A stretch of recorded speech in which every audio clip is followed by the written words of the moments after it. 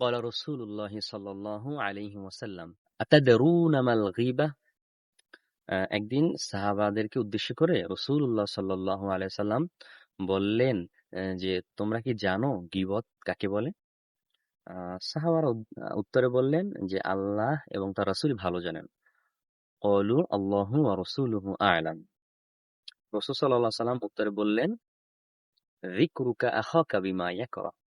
তোমার অন্য ভাইয়ের এমন একটা কথা বলা যে সে অপছন্দ করে। তো সাহাবারা একটু হতাশ হলেন। কেমন কথা? যে অন্য একজনের ভিতরে যে দোষটা আছে এটাকে বর্ণনা করার নাম যদি গীবত হয় তাহলে কেমন হবে? তখন বললেন যে ইন কানা ফি আখিহি মাকুল, আমি যা বলবো এটা যদি তার ভিতর থেকেও থাকে। রাসূল সাল্লাল্লাহু আলাইহি ওয়াসাল্লাম উত্তর বললেন ইন কানা ফি আখিহি মা তাকুল, তুমি যেই বিষয়টা বলেছো এই বিষয়টা যদি তার ভিতরে থেকেই থাকে ফাকাদ ইগতাবতা, তাহলেই গীবত। ওয়া ইল্লাম ইয়াকুন ফি, আর আপনি যে বিষয়টা বলেছেন ওই বিষয়টা যদি তোমার তার ভিতরে না থেকে থাকে ফাকাদ বাহাত্তা, তো এমত অবস্থায় তুমি বুহতান দিলা, অর্থাৎ অপবাদ দিলা। আর অপবাদের গুনাহ এই গীবতের থেকেও আরো মারাত্মক। অথচ এই গীবত সম্পর্কে আল্লাহ তাআলা কোরআনুল কারীমের ভিতরে বলেছেন যে তোমরা কি তোমার মানে মৃত ভাইয়ের গোশত খেতে পছন্দ করো কিনা। কিন্তু দুদিন আগে আমি দোকানে গিয়েছিলাম, সেখানে মানুষদেরকে আরকি দেখতেছিলাম যারা তারা পরনিন্দা, গীবতের ভিতরে এমনভাবে লিপ্ত আছে যে এটা একটা যে গুনাহ এটা তাদের মানে উপলব্ধি হচ্ছে না।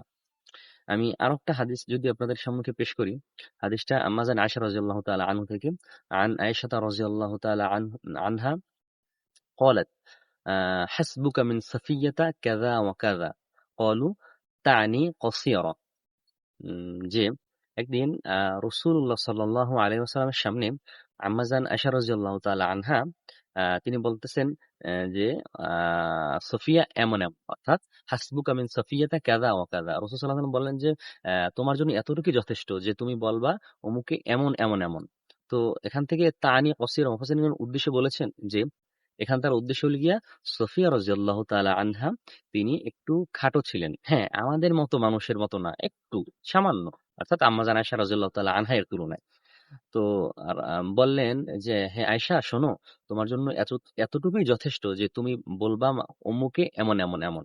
তো রাসূল সাল্লাল্লাহু আলাইহি ওয়াসাল্লাম আয়েশা রাদিয়াল্লাহু তাআলা আনহাকে বললেন যে, "লাকাদ কুলতি কালিমাতান লাউ মুজিজাত বিমাইল বাহরি লামাজাজতুহু।" হে আয়েশা শোনো, তুমি এমন একটা কথা বললা, এমন মারাত্মক একটা কথা তুমি বললা, এই কথাটাকে যদি সমুদ্রের পানির সাথে মিশিয়ে দেওয়া হয় তাহলে এই সমুদ্রের পানি নষ্ট হয়ে যাবে। তো এই যে এই সামান্য কথাটা মানে খাটো বা এমন একটা কথা উদ্দেশ্য নেওয়া, এটা যদি আরকি গীবতের বিষয় হয়ে থাকে, অথচ আমরা কত গীবত করি। এই খাটো, এই মানে বেঁটে, আমরা এভাবে মানুষদেরকে ক্রিটিসাইজ করে কথা বলে থাকি।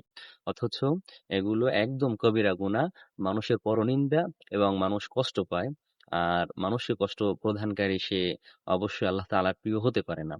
অবশ্যই আমরা খেয়াল রাখবো যেন আমাদের অগোচরে, আমাদের দৃষ্টির অগোচরে যেন কাউকে আমরা কষ্ট না দিয়ে ফেলি, এবং এই গীবত শিকায়ত থেকে আমরা মানে বেঁচে থাকার চেষ্টা করব। আরেকটা হাদিস আরকি স্মরণে পড়ে গেল যে কিছু সংখ্যক সাহাবীরা রাসূল সাল্লাল্লাহু আলাইহি ওয়াসাল্লামের দরবারে গেলেন এবং বললেন যে অমুক সাহাবী তাকে না খাওয়াইয়া দিলে সে খায় না। তো রাসূল সাল্লাল্লাহু আলাইহি ওয়াসাল্লাম তার উত্তরে বললেন যে তোমরা গীবত করলে।